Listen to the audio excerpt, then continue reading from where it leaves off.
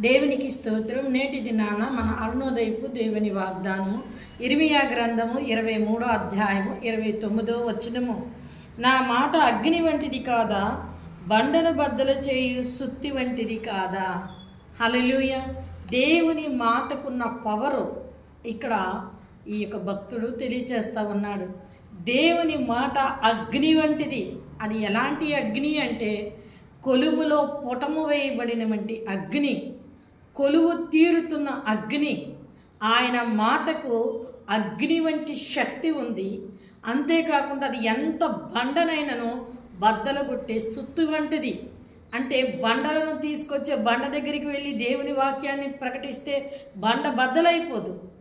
కానీ అలాంటి హృదయాలను బద్దలు చేసే సుత్తు వంటిది ఆయన వాక్యము, ఆయన మాట.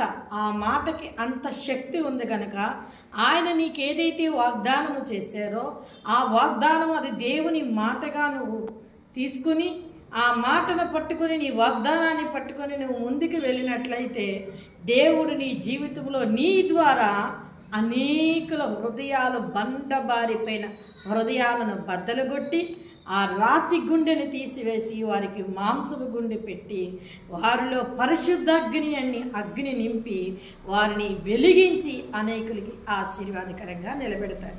కనుక నీవు అరుణోదయాన లేచిన వెంటనే ప్రార్థన చేసుకొని ఈ వాగ్దానాన్ని పట్టుకొని నీ జీవితాన్ని ప్రారంభించు. దేవా, నీ మాట అగ్ని వంటిది. నీ మాట నాకు ఇచ్చావు, నీ వాగ్దానం నాకు ఇచ్చావు.